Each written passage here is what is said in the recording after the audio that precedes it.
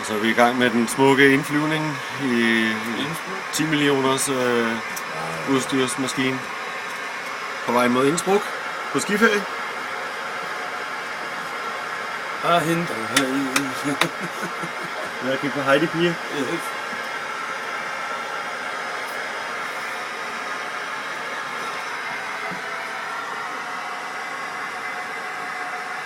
$2,500.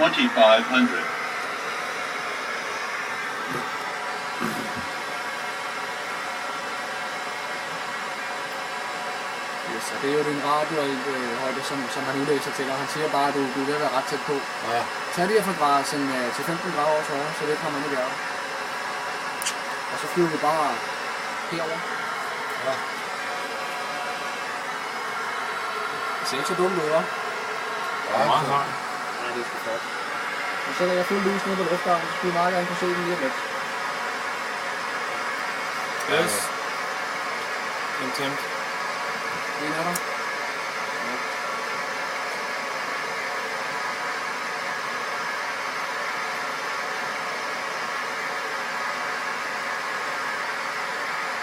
Jeg har den set det. Ja. Godt. Og så ved du, hvor du skal hen af. Så jeg vil bare gerne have dig herover, og så flyver vi op langs siden, op til skoven heroppe.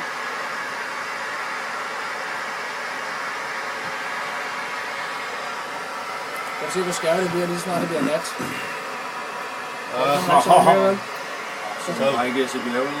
Så laver man fuld procedure, ikke? Jo, det gør man. Så er der ikke noget at gøre. Der er sat nogle lys op på de der bjerge der. Ja, det har man faktisk en over nogle steder. Der er man sat sådan nogle aeronautical ground lines, så det sidder bare, der sidder flere hundrede af dem, og så flyver på, så skal man bare følge dem rundt langs bjerget. Det er da halvfarligt. Sådan gør man det også. Man kan gøre det anderledes. Men jeg synes egentlig, sådan lige omkring nu må du godt begynde at sætte en kurs over imod storkanten der. Ja. Og vi vil gerne 4.500 fod. Herover til. Begynder at være op på at få sat noget flaps og få konfigureret det. Det vil sige max flaps 10 på den strækning her. Ja. Hvor må man sætte flaps 5 ind i? Hvad er speedsen? Det står på den tracker hernede. Den er på 5 nu.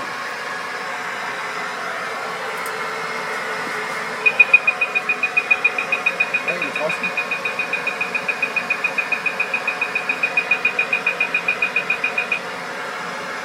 Prøv at se, om vi kan få os lidt længere herover af, så vi kommer til at ramme det her.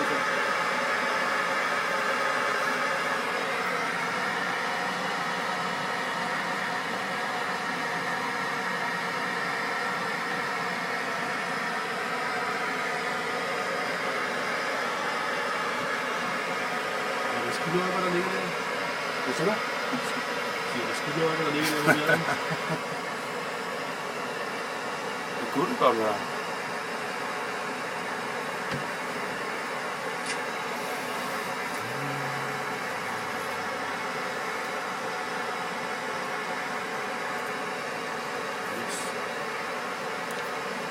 Lige så snart du fornemmer, at du passerer trækanten her, så drejer vi rundt et 30 graders plusdrej.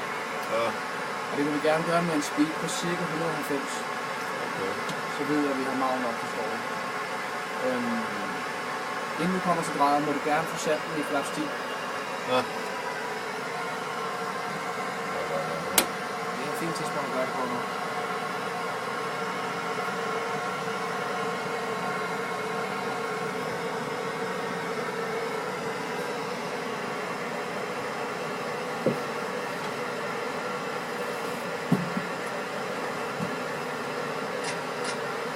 Jeg trykker lige på anti-icing. Det bliver sgu ikke af. Der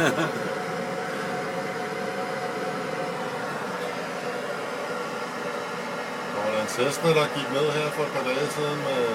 Ja, det er et farligt område. God speed, du holder, det er meget fint. Kom en lille smule over til højre.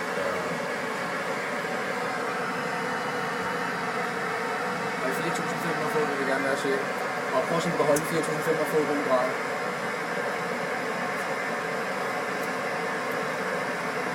Det er lige så en gang, så lige kan komme ned.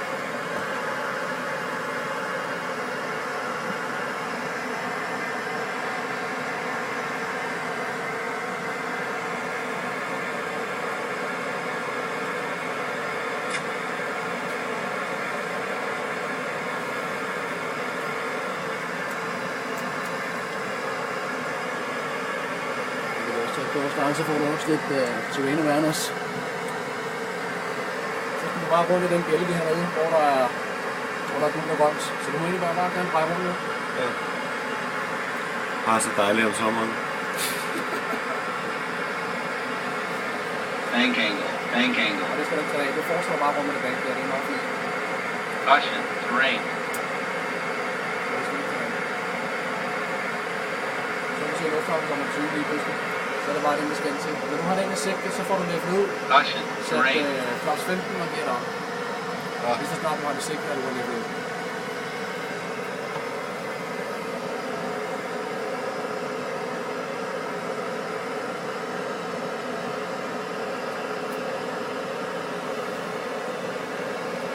Kan du se den? Her. Ja. Du skal lige smule til venstre. Speak til, giver dig.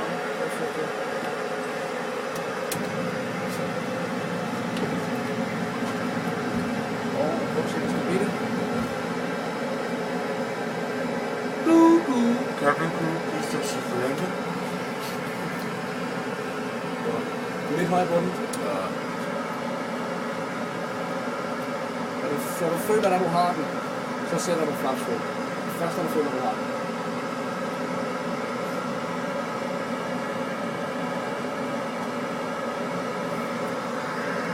Kan I se, det er sådan, der faktisk går sådan en lysstrip ind igennem bilen? Ja. Der er sådan et placeret lys nede på tagene. Det er rigtigt. Ja. Det var fedt.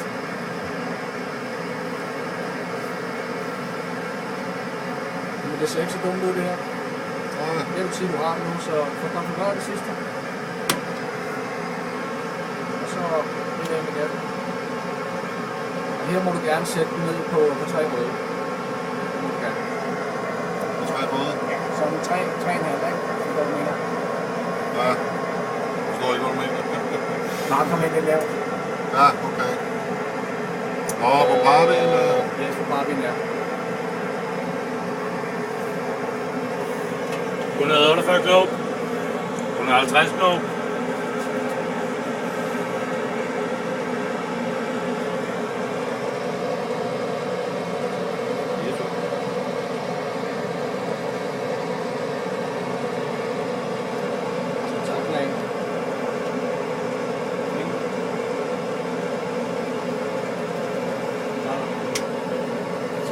Du har 4 uger. Den ser ikke så lang ud, den bane der. Ja, det er ikke, men den er rigtig lang nok til, at vi sagtens skal lande. Ja. Så begynder du pludselig at lige ned igen. Så snart er det. Meget fint.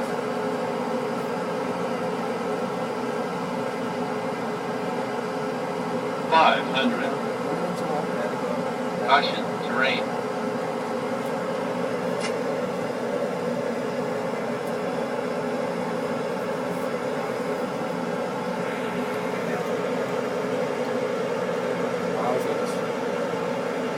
Sink rate.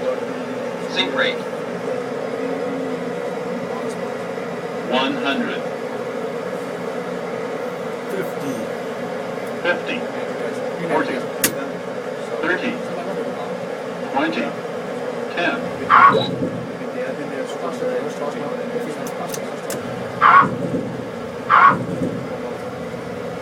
Pyha. Nu begynder det også at klare op derude. Det er det godt værd. Så kan du lige dreje net med dit tællewheel for at komme ind på banen, hvis du vil det. Ja, men jeg har tjekket den, fordi jeg tjekkede det på kraftet med flotte ule. Ja, ja. Så står den på Jærmeister og Heidi-piger resten af dagen. Det er lige den.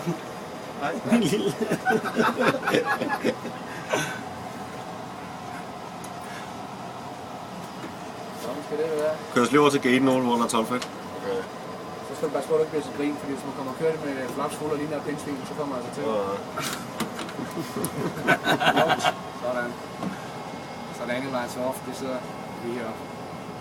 Ja. Og holder sats Ja. over. Touchbar skal være på, men Daniel lights er off. Er det sådan her?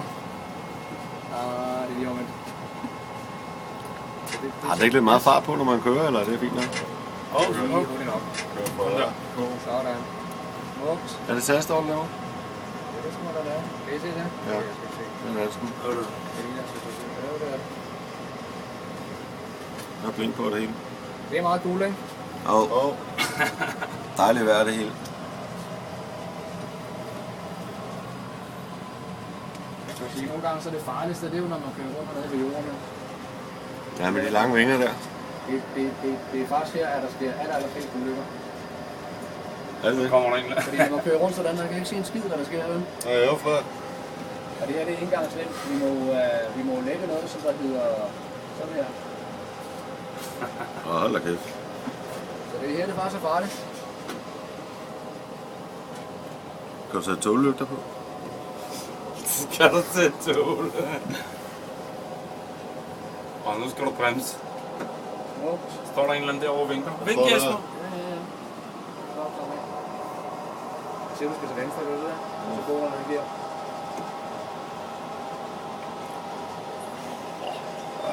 Han får den her.